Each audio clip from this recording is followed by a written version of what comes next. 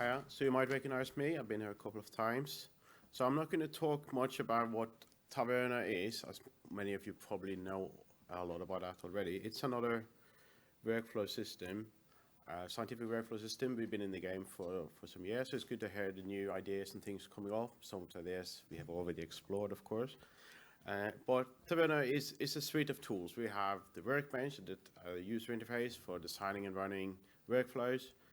We have a command line for running it and a batch script and so on. And there's a server submitting jobs with an API.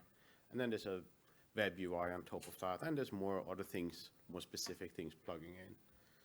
Now, what's the history of Taverna? Well, we've been going since 2001 when we started the first prototypes. And this was working very closely with bioinformatics people. And back then, there were all these databases that were not really connected at all. We worked a lot with service providers in building web services and helping that development back then. By the time I joined the project in 2006, we felt the need to kind of productize Taverna because it was still kind of research grade software that was a bit flaky in how you built it and how you installed it and things like that. So we worked a lot on that and making it easy to install because this still was desktop software and things like that. From 2007, we started from fresh in the core with changing the engine and things like that, and developing the 2.0 series. From about 2012, we're starting in Taverna 3 series, and changing plugin system, a few things like that. And over the next few years, we moved to Apache to be Apache Taverna, and I'm legally required to say incubating because we're not formally on a top-level project yet. Now, I'm going to give my brief view of what is the generic approach, evolution of research software. This is not exactly what happened to Taverna because we kind of jumped ahead many of the things, but still, when I see one research project after the other, I kind of see these things repeating itself. So you kind of start loosely with some good ideas. You have some prototypes, proof of concepts. There's some funding calls coming up. You have some collaborations going already. So yeah, you get some proposal in. It's not quite what you want to do, but it's kind of along the lines, right? And so you're funded for the first project. You're developing version 1 of your software. You come towards some review or something. You say, okay, yeah, we said it would be open source, didn't we? Okay, push to GitHub, right? First commit. I still see that, right? But it's like it's open source in the end, right? But it's better than nothing, right? And now you keep getting more funds, more proposals, because now you kind of get this activity going on around it, and you have a new. Did I jump back now? Sorry.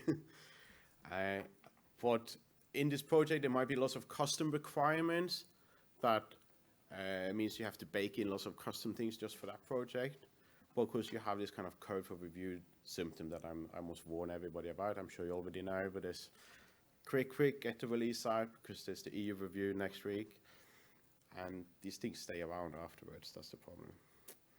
So you get more funding and you get another project and you see, well, this is a slightly different direction now. Well, we should generalize, get rid of all that custom thing we had before. You're doing version 2. You're now already open source. You do everything in the open, and it's much easier to pull the other collaborators in. And you still have the user base you collected from the previous instance. They're still there, and they're growing now. They're kind of picking it up, but they want support. But they're using version 1. They're not using your brand new thing that is kind of still in flux and not quite ready. So you have these 2 lines of development to keep track of at the same time. And you're kind of a bit hampered by the previous customizations. You have to unravel some of those. And as the project is moving along, you see these new third-party things coming on, things you don't really have control of, right? Other people picking it up, they're making plugins, they're doing integrations, and they need help. Why? They need APIs, they need documentation, they're asking you lots of questions, and there's lots of good collaborations there, but you can't kind of pursue them all. You kind of have to let them do things as well.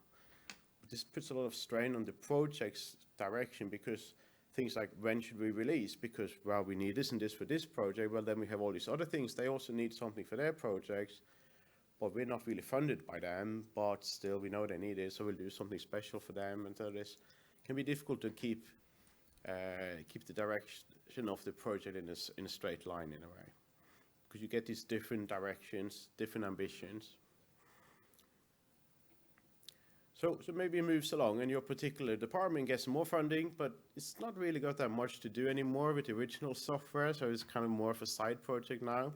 You kind of still keep it alive, you're still talking to the other project, but you can't spend 37 hours a week working on this. This is something you do in the weekends or in the evenings and so on, so you don't have as much time. But you have all these third-party developers who now are very active. They may be even funded to work on this, but do they have control of the source code? Some of them might have been given commit rights, but they're not really organizing or having any decisions over your project. Who makes those decisions? And where does that happen? Is that something that happens on the mailing list? Is it in a meeting, in your office, or what is it? Do you have an open process? Well, did you tell anyone? Did they know it was open? So in our project, we came to the need of saying we need to open up more. We have been doing things, but we wanted to move properly towards open development, not just open source, but everything open. Everybody gets to decide. Because, I mean, we've been trying to do the right thing. We've been open source since 2011, yet still doing anything on the core engine, core thing in the code base, architecturally and so on, was always Manchester, right? So that's Manchester, they will sort that out, right? So basically, we became leader, maybe a bit by choice, but also by just doing it, right? Nobody else was doing it. But should we remain leader when all the other development is happening elsewhere? It's not, it's just because we started it, should we then remain leaders of the project? And this brings up questions about sustainability, because if people see, well, they don't get that much funding for this and this project, do they do something else? No, they're doing something else. Should the project have to rely on one single institution? No, because there's all the other institutions working on it. They should also be given control. And there's all beyond academia, there's all these grant proposals going on. They say, okay, we're using Taverna, let's add Manchester in.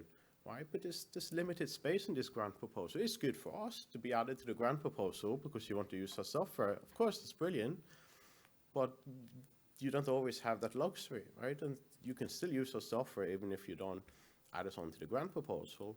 But it might be hard to write on, we're going to do this and this on your project when you're not in any sense of form of control over that project.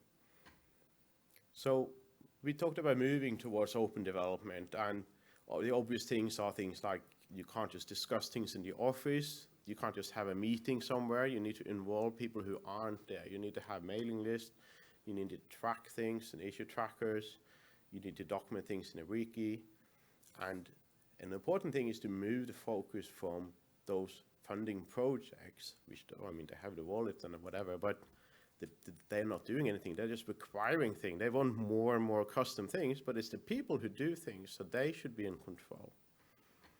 And you need to convince those people that they have ownership, that they actually have that control. So it's a question of getting the community more involved and not just do their little thing, but have a collective ownership of the whole project, the whole code base. So there's some political challenges, things we have to ask ourselves before, are we actually willing to do this? I say, like, because there's this obvious thing, we have to be open about admitting our project has bugs. Every software has bugs, right? And you have to admit you can't solve everything, right? If you have hundreds of requests coming in, you have to prioritize. Someone has to do that. But then there's this challenge of the important people, right? You know, someone has still got some more funding proposals and things coming on. You still want to be friendly with those, maybe do a bit extra. But is that going to steer the whole project? Well, it should maybe steer you, but it shouldn't steer the whole project necessarily. But who is deciding in the end? It's very hard to give up control. It's your little baby, right? You've been nurturing this software for so long. It's your thing, right? You think you know exactly where it's going, but maybe it shouldn't be your privilege anymore. So we looked at possible ways to change the legal ownership of Taverna, because we had University of Manchester as the legal owner of the copyright, but we thought changing the legal ownership is a good way to make it more neutral. And we looked at the possibilities. One was starting our own foundation, the Taverna Foundation, or something like that, and just invite in all these potential partners, But there are lots of legal issues with that. You need to actually pay someone to be the secretary. You need to do registrations and so on. There's a lot of overhead in doing that. So unless you're quite big, then it might not be worth it. Like, for instance, Galaxy, I guess, could do that, right? Well, I don't know. BioPython maybe shouldn't do that. Right? Then there's more this slightly more political or license-centric organizations, like the Software Freedom Conservancy does lots of GNU-related software. The well-known ones are like Git and Samba and other things like that. The GNU project is probably known to most of you, doing all the standard things you have in your Linux installation. There's things like the Eclipse Foundation. They don't do just the Eclipse workbench, but all kind of things around the whole ecosystem there. And they have each their different favorites open source license as well. There was one initiative for Microsoft called AutoCurve, which did lots of .NET projects and things like that. Well, I haven't seen any updates since 2014, so maybe shouldn't consider that. But it might be picking up again, I don't know. And then there's the Apache Software Foundation, which I will talk about now. And then, of course, there's the option of just not doing anything, right? Just leave it at GitHub. Maybe make a GitHub organization so it's a bit more neutral and just manage everything there. That's a kind of safe option, but still is a bit more undefined exactly how open you are. So just a brief introduction about the ASF, as we call it in the gang, the Apache Software Foundation. It's a non-profit organization. It's basically forming a community of volunteers doing open source software projects. Now, I say volunteers, but most people doing things for Apache are still paid to do some code somewhere, right? They might or might not be to develop Apache software, but they're contributing some of the time to doing Apache software development. Apache has a strong emphasis on openness, collaboration, and a consensus-based development process. Basically, they've put the community over code. Well-known Apache projects, you probably know all of them. The Apache HTTP server starting it all, Tomcat, Maven, Jenna, CXF, OpenOffice. Many of the projects these days are either Java or Hadoop related, but that's just how things have evolved. It doesn't mean if you're not one of those, you can't go to Apache. So why did we go for Apache? Well, we saw there was a fully open development model. It's formalized how the open development happens, and it kind of encouraged further development involvement because you can kind of explain to people what this all means. And we could remove the impression of University of Manchester leader so that other people can also help take responsibilities, and it removes the kind of us and them conversation. In a way, before we were a bit too kind, whenever a bug report would come in, yeah, we will look at that, meaning we in Manchester, right? But really often the time, they could also look at that. Why do we have to pre-select who can look at an issue? And we saw Apache as an independent and neutral. It's not political, it's kind of commercially friendly as well, so you're not kind of excluding groups of people or group of organization. So you have this open and strong governance in Apache. The rules that they govern themselves are all up for discussion and agreed amongst their own members. They do manage their own infrastructure, so you're not reliant on commercial entities. Like I know many people use GitHub, but if GitHub tomorrow says, we're going to charge you $1,000 per project, there's not much you can do about that except just go somewhere else, right? But Apache doesn't want all of their hundreds of projects to be in that situation, suddenly to be held hostage, so they also manage their own infrastructure. And it's less political because in theory it should be easy to say we're going to use Apache Taverna in some grant proposal than to say we're going to collaborate with University of Manchester. Say you're doing a funding proposal in the US, you can't add an organization in the EU anyway, right? But just saying you're going to use or contribute to a project is quite easy when it is independently and neutrally managed. This brings a longer-term sustainability because it's the community around the software that will manage itself. It's not some arbitrary people from the past that might or might not still have any interest in the particular things that are important today. So what are the important things of becoming part of the software foundation? Well, you need to get to know some of the ways Apache works. And the way to do that is to find what we call a champion. So a champion is someone who's already in some Apache project, doesn't matter which, but someone you can talk to can explain this all to you. So I think now I could explain this all to you. I'm not going to try to do that now, so I'm going to skip over this, all of this. But basically, this incubating process where you start as an incubator, where you're not fully at your own project and yet, but after a while you become what they call a top-level project. You are your own entity, and you decide pretty much everything except yourself. So you kind of graduate from the incubator, and that means there's only a few common rules of the Apache organization you do have to follow. Things like which license you use, how you vote on releases, exactly how you develop your code. You all decided yourself within your own community. So the Apache license, you probably know this all, is quite commercially friendly. You have attributions included. And binaries are allowed, so the commercial people are allowed to do nasty things like put it in a DVD player or whatever they want to do with your software. But this meant a challenge for us because we need to change the license. We had LGPL before, but luckily we had already got contributor license agreements with all contributors, so University Manager was the sole holder and we could just change it. But we had to go through the code and put this boilerplate code in, saying this is a requirement. This source code is owned by Apache Software Foundation. There's a tool to do that. It's not very hard. You just run it across your code base and it's there. But it will flag up when there's something that isn't from you. And then you have to do some boring things. You have to attribute people. I know you should know this from academia, but we should do it in software as well. So here's what we had to do. We had to attribute people's source code, which we have included. You know, when you copy and paste the JavaScript code and things like that, you need to give them credit, so that goes in.